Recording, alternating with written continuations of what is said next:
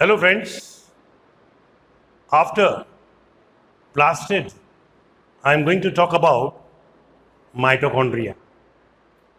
लवक के बाद में मैं माइटोकॉन्ड्रिया के बारे में जिक्र करने जा रहा हूं.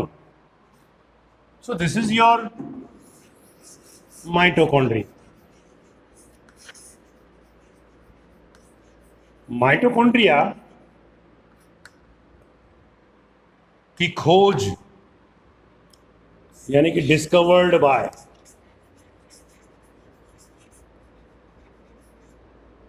तो आंसर होता है सबसे पहले कॉलिंकर ने करी थी. कॉलिंकर ने करी थी. किसमें करी थी? इन स्ट्रिएटेड मसल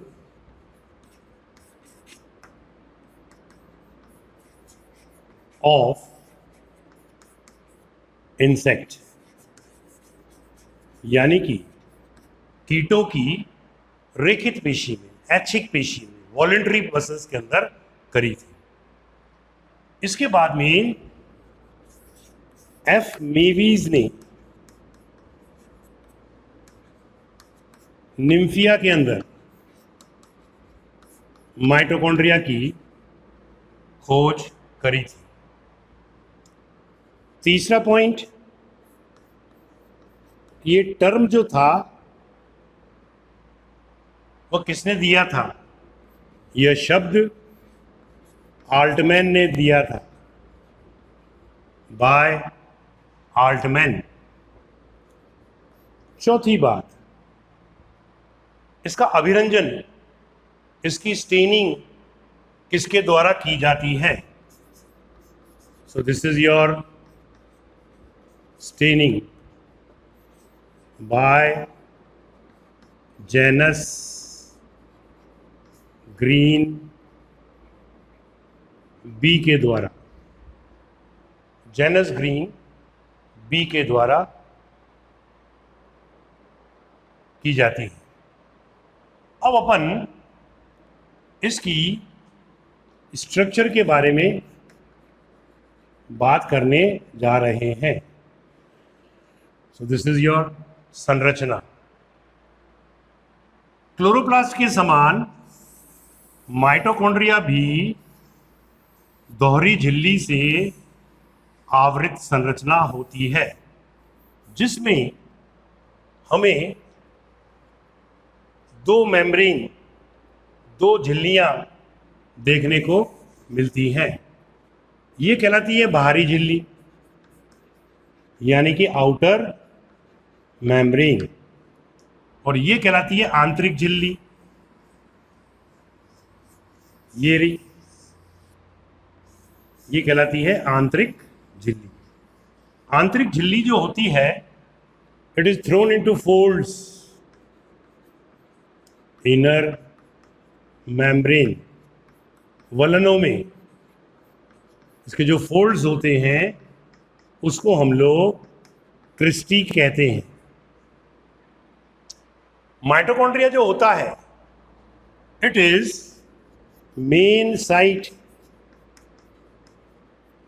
ऑफ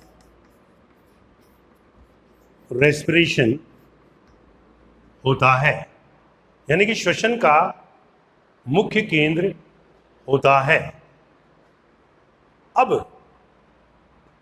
बाहरी झिल्ली और आंतरिक झिल्ली के बीच में जो जगह होती है उसको हम पेरीमाइटोकॉन्ड्रियल स्पेस कहते हैं.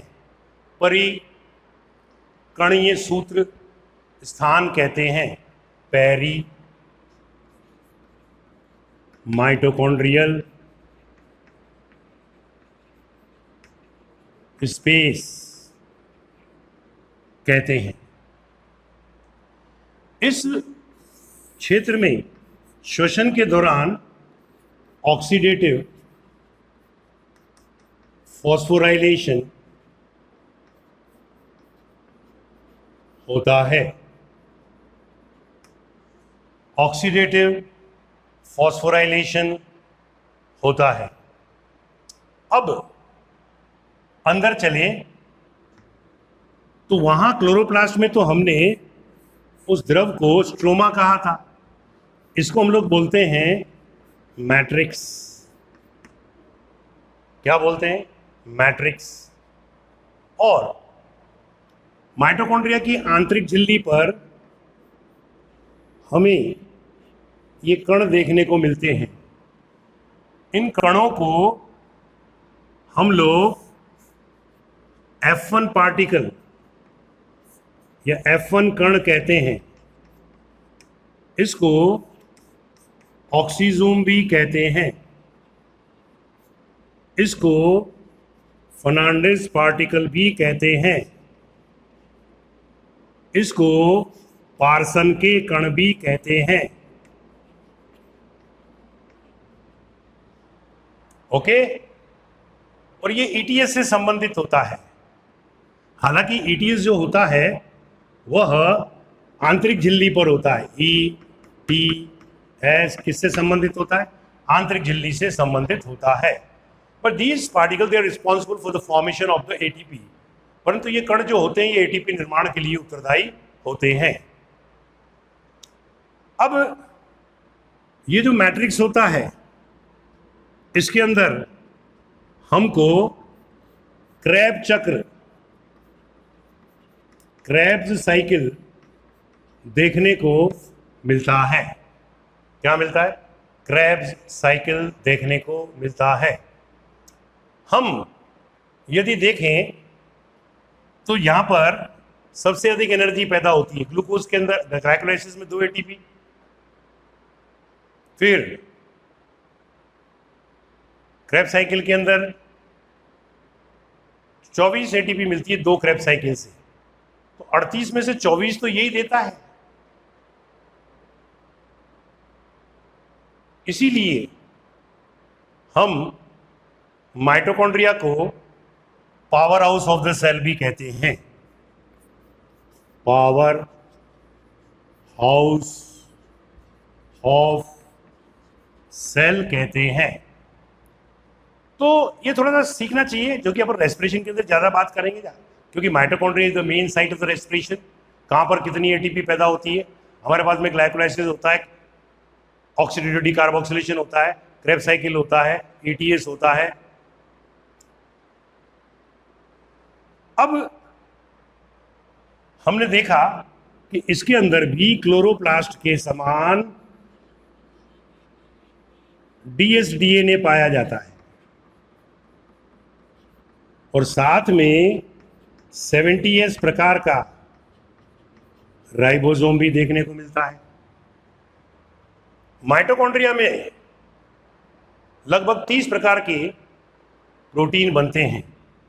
30 टाइप्स ऑफ प्रोटीन बनते हैं। बात समझ आ गई?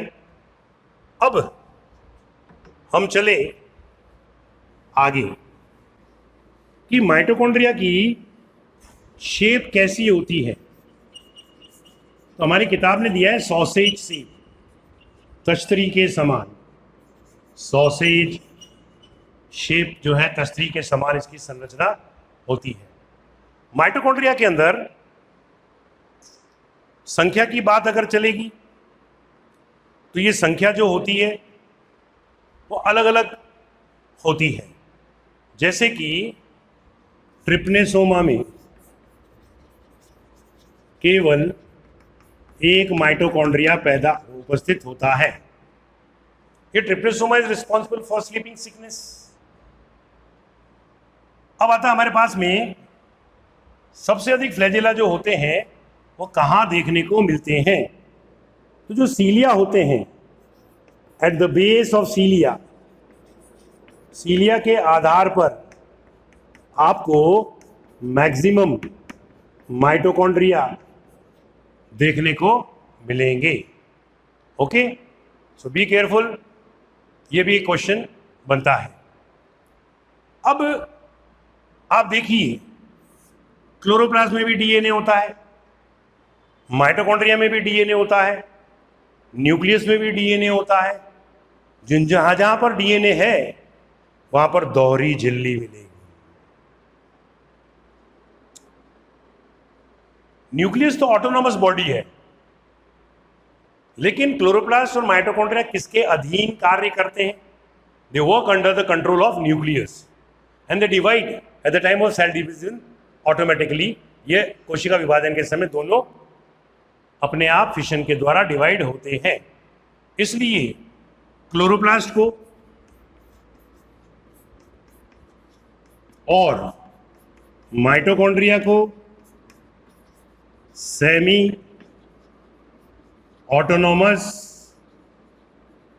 सेल ऑर्गेनेल कहा गया है, यानी कि अर्ध स्वायत्त कोशिकांग कहते हैं। ओके, अब बात चलेगी कि माइटोकॉन्ड्रिया जो होता है, अगर वो नहीं होगा तो ऊर्जा उत्पादन नहीं होगा एटीपी के रूप में। माइटोकॉन्ड्रिया के ऊपर एक क्वेश्चन जो मैं ऑलरेडी बात कर चुका हूं, वो यह बनता है कि इसका अभिरंजन, इसकी स्टेनिंग जो होती है वह किससे की जाती है? तो आंसर होता है जैनस ग्रीन बी के द्वारा। Okay, so this was your mitochondria. अब बात करेंगे हम लोग राइबोसोम की।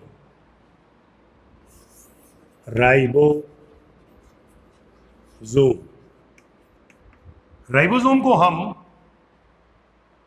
इंजन ऑफ द सेल कहते हैं। इंजन ऑफ द सेल कहते हैं। ईआर को हम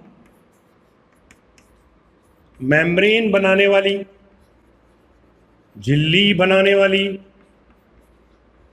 फैक्ट्री कहते हैं।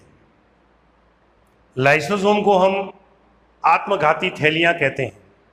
माइटोकॉन्ड्रिया को हम power house of the cell कहते हैं। ऐसे ये निकनेम पूछते हैं तो उन निकनेम को भी आपको याद करना चाहिए। अब राइबोसोम की बात चलती है, तो राइबोसोम दो प्रकार के होते हैं। इन प्रोकैरियोट्स 70S प्रकार का राइबोसोम होता है, जिसकी तो दो सब यूनिट होती हैं, एक 50S और एक 30S। जबकि यूकैरियोट्स में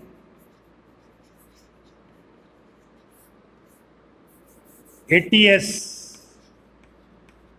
प्रकार का राइबोसोम होता है, जिनमें से एक होता है 60S और एक होता है 40S। अब आपने पूछा सर ये S क्या है? तो ये सेडिमेंटेशन यूनिट है, यानी कि अवसादन की इकाई है। ये है अवसादन की इकाई। एक भारी व्यक्ति है, एक हल्का व्यक्ति है, कौन पहले डूबेगा? भारी वाला। तो इन दोनों इकाइयों में से ये वाला जो होगा वो पहले डूबेगा। इधर में ये पहले डूबेगा और इधर 30 वाला बाद में डूबेगा और इधर 40 वाला बाद में डूबेगा, यानी कि अवसादन अलग अलग रेट से होगा। इस अवसादन की इकाई को हम लोग सिडबर्ग यूनिट कहते हैं। अवसादन इकाई कहते हैं। एक सिडबर्ग यूनिट जो होती है, इट इज 1 × 10⁻13 सेंटीमीटर पर डाइन पर सेकेंड। बहुत कम किताबों के अंदर ये यूनिट दे रखी होती है, सो बी केयरफुल। राइबोसोम को हम लोग प्रोटीन फैक्ट्री भी कहते हैं, प्रोटीन बनाने की फैक्ट्री। दूसरा पॉइंट, राइबोसोम जो होता है ये सबसे हल्का सेल ऑर्गेनेल होता है। लाइटेस्ट सेल ऑर्गेनेल, सबसे हल्का कोशिकांग होता है। अब एक और बात कि इसका सिंथेसिस राइबोसोम का संश्लेषण वो कौन करता है? तो आंसर होता है न्यूक्लियोलस, यानी कि केंद्रिका करती है। बात समझ आई? ये हमारी जो है इसके अंदर अवसादन की इकाई है, और ये जो राइबोसोम है इसका मेन काम होता है प्रोटीन संश्लेषण करने का। बस ये सारी कहानी राइबोसोम के अंदर हमको देखने को मिलती है। सो बी केयरफुल कि आपके राइबोसोम में से क्वेश्चंस बनते हैं। जब बहुत सारे राइबोसोम मिल जाते हैं, ये हुआ, ये हुआ, ये हुआ, तो इसको अपन लोग पॉली राइबोसोम कहते हैं। पॉली राइबोसोम कहते हैं। Done? So this was your ribosome. अब हमारे पास में क्या बचता है? हमारे पास में माइक्रोबॉडीज बनती हैं। एंडोप्लाज्मिक रेटिकुलम खत्म हो गया, माइटोकॉन्ड्रिया खत्म हो गया। अपन माइक्रोबॉडीज के बारे में बात करने जा रहे हैं। माइक्रोबॉडीज क्या होती हैं? जिन्हें हम लोग बोलते हैं सूक्ष्मकाय। ओके, ये सूक्ष्मकाय जो होती हैं वो कैसे बनती हैं? देखो बेटा, हमारे पास में SER भी है, हमारे पास में RER भी है। इनका होमोजेनाइजेशन करो, होमोजेनाइजेशन यानी कि समांगीकरण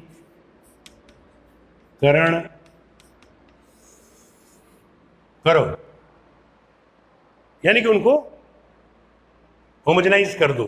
तो छोटी छोटी सी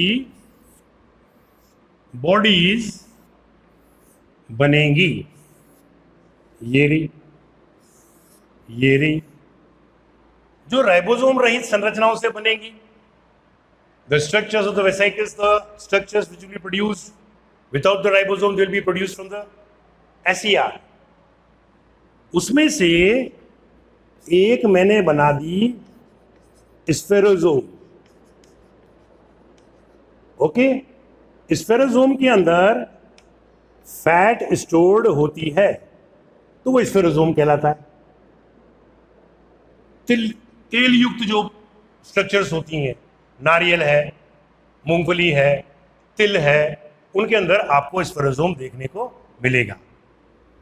ये स्फेरोसोम को ऊपर क्वेश्चन बनता है, इसकी स्टेनिंग यानी कि अभिरंजन जो होता है वह किससे करते हैं? तो आंसर होता है osmium tetra oxide. Osmium tetra oxide के द्वारा होता है। ओके, अब हम चले दूसरी वाली पर। ये नंबर 1 हो गई। कभी कभी जिस संरचना में पेरोक्साइड प्रोड्यूसिंग एंजाइम उपस्थित होंगे तो उसको हम लोग बोलेंगे पर ऑक्सीजोम। क्या बोलेंगे उसको? बोल लो, पर ऑक्सीजोम। इसका जो फंक्शन है, स्फेरोसोम का फंक्शन क्या हुआ? फैट स्टोरेज, ये हमने कर दिया।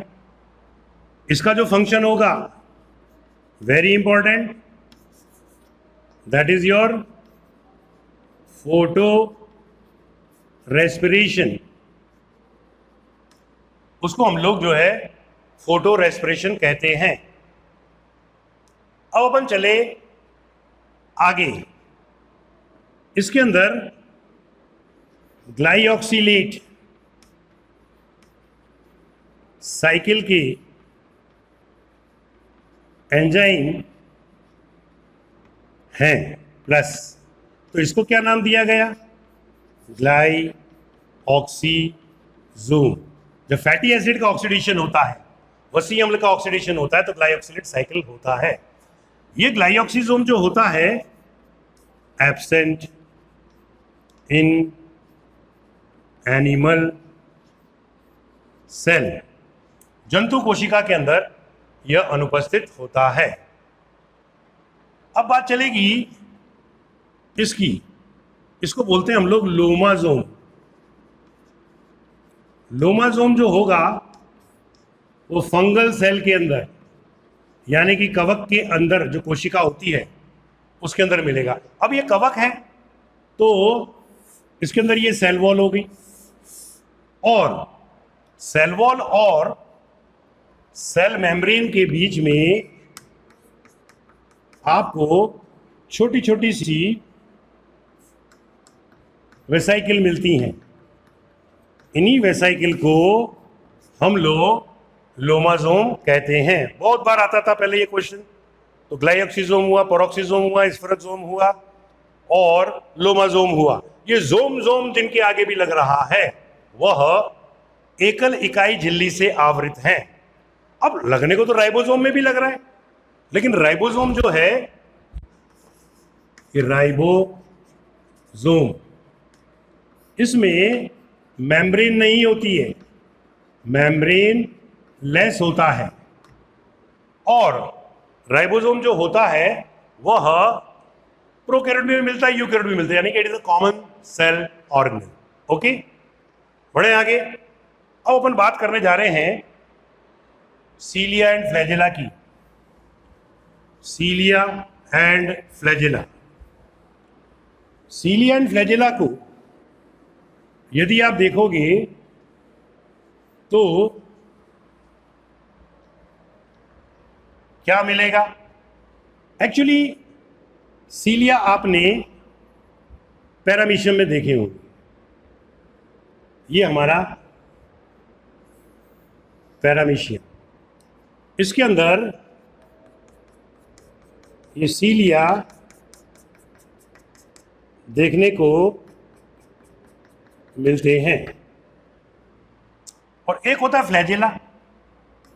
क्या होता है? फ्लैजेला।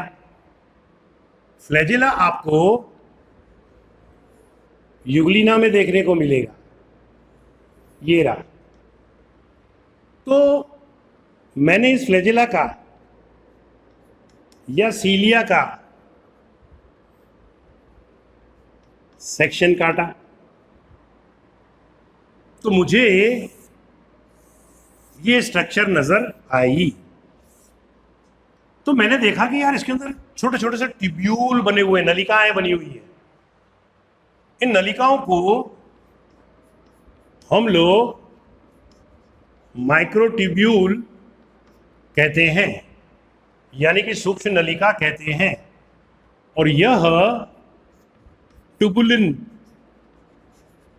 प्रोटीन की बनी होती है। किसकी बनी होती है? ट्यूबुलिन प्रोटीन की बनी हुई होती है। ये ट्यूबुलिन प्रोटीन जो होता है ये वैसे ही जैसे कि एक्टिन पढ़ा अपन लोगों ने, जिससे कि ट्यूब्यूल बनता है, ये हमारा कहलाता है ट्यूबुलिन प्रोटीन। तो मैंने देखा कि बाहर वाले क्षेत्र में सीलिया और फ्लैजेला में कॉमन स्ट्रक्चर मुझे देखने को मिली। मैंने देखा कि भाई ये दो माइक्रोट्यूब्यूल है जो एक साथ ऐसे व्यवस्थित हैं, यूं हैं। ऐसे 9 सेट मेरे को मिले, 3, 4, 5 6 7 8 और ये 9।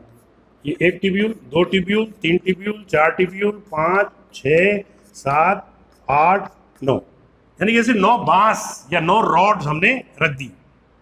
ओके, प्रत्येक में माइक्रो ट्यूब्यूल कितने? 2। और सेंटर के अंदर हमें 2 ट्यूब्यूल और मिलते हैं। तो स्ट्रक्चर कैसी हुई? 9 + 2, 9 बाहर है और 2 अंदर हैं। इसका जो अक्ष होता है इसको हब कह देते हैं, या इसको हम लोग एक्सोनीम कह देते हैं। अब ये 9 ट्यूब्यूल जो होते हैं बेटा, ये आपस में इससे जुड़े हुए तानियों से, जैसे साइकिल की तानी, इनको बोलते हैं हम लोग स्पोक्स। स्पोक्स का मतलब तानियां। और ये तानियां जो होती हैं ये नेक्सिन प्रोटीन की बनी हुई होती है। नेक्सिन प्रोटीन की।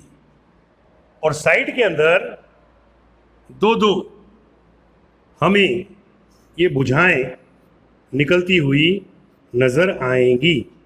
ये वी शेप बना दी मैंने, ये रही। इनको हम लोग डायनिन आर्म, डायनिन भुजा कहते हैं।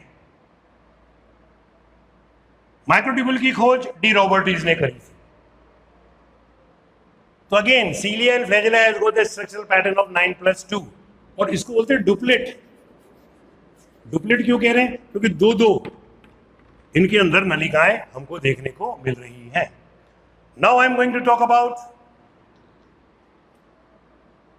सेंट्रियोल। सेंट्रियोल जो होता है वो यहां पर होता है तारे के समान। ये 2 सेंट्रियोल हो गए, और इसके चारों तरफ जो क्षेत्र होता है उसको हम लोग बोलते हैं सेंट्रोस्फीयर। सेंट्रोस्फीयर प्लस सेंट्रियोल दोनों मिलकर सेंट्रोजोम बनाते हैं। सेंट्रोजोम। इनके चारों ओर आपको मेम्ब्रेन देखने को नहीं मिलेगी। अभी एक चार्ट दे दूंगा, उससे आपको पूरा समझ में आ जाएगा। इनका फंक्शन क्या है? जब कोशिका विभाजन होता है तो ये स्पिंडल फाइबर्स बनते हैं, यानी कि तर्कु तंतु बनते हैं। इन तर्कु तंतुओं को बनाने का काम किसका है? सेंट्रियोल का। तो टू फॉर्म स्पिंडल फाइबर्स। अब हम सेंट्रियोल की स्ट्रक्चर के बारे में बात करने जा रहे हैं। उसको आप 2 मिनट में समझ जाएंगे अगर बोर्ड पर देखेंगे तो। देखो, इधर तो कैसी संरचना थी? 9+2, यानी इसमें 2 थे। अब मैं क्या कर रहा हूं? ये सब हटा रहा हूं, और अब मैंने ये मान लो सेंट्रियोल की स्ट्रक्चर बनाई, तो मैंने 3 कर दिया अब इसके अंदर, यानी कि एक में अब मैंने 3 ट्यूब्यूल डाल दिए। 1 2 3 3, ये 3 कर दिया, 3 कर दिया, 3 कर दिया, 3 कर दिया, 3 कर दिया। तो 9 तो बाहर है, और सेंटर में पहले कितने थे? 2। अब 1 भी नहीं है, तो मैंने इसको कर दिया 0। तो ये स्ट्रक्चर कैसी हो गई? 0। और वो 2 थे तो हमने डुप्लेट बोला था, हम इसको क्या बोलेंगे? ट्रिपलेट बोलेंगे। और बाकी स्ट्रक्चर जो होगी वह वैसे की वैसी ही होगी। तो ये रहा हमारे पास में सेंट्रोजोम के बारे में एक्सप्लेनेशन। अब बात चलेगी कि कौन सी स्ट्रक्चर एक झिल्ली से घिरी हुई है, कौन सी स्ट्रक्चर दोहरी झिल्ली से घिरी हुई है, और कौन सी स्ट्रक्चर्स के चारों तरफ मेम्ब्रेन ही नहीं है। तो cell organelles bounded by, chart बना रहा हूं, उसमें सारी साइटोलॉजी आ जाती है। ये रहा, बाउंडेड बाय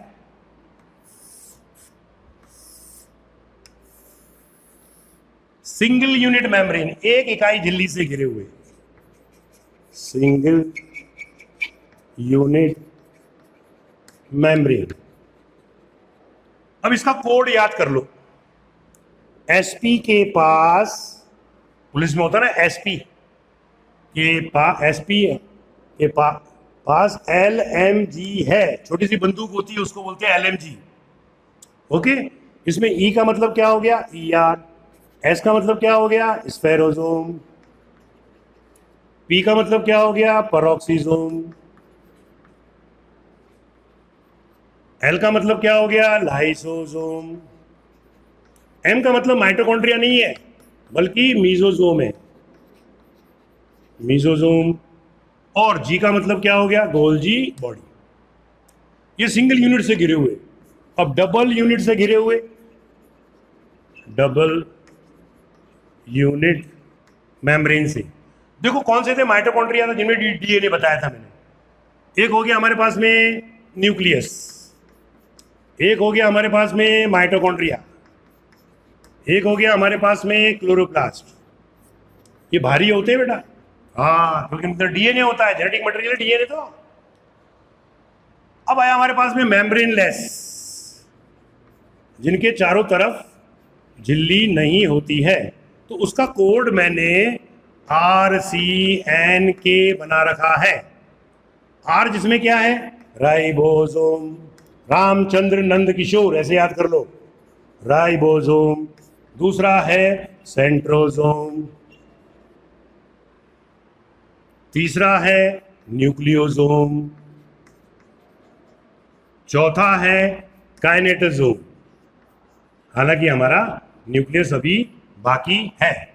तो ये हमारे पास में न्यूक्लियस के बाहर जितनी भी स्ट्रक्चर्स हुई उनके बारे में हमने बात करी। आ गया। अब अपन साइटोप्लाज्म के अंदर सबसे बड़ा सेल ऑर्गेनल कौन सा है, न्यूक्लियस। उसके अंदर जाएंगे, उसकी स्टडी बात करेंगे। And nucleus is the main important controlling centre of the cell. Without the nucleus the cell is considered as dead. बिना न्यूक्लियस की कोशिका को मृत माना जाता है, जिसके बारे में हम लोग बात करेंगे अगले एपिसोड में। Thank you.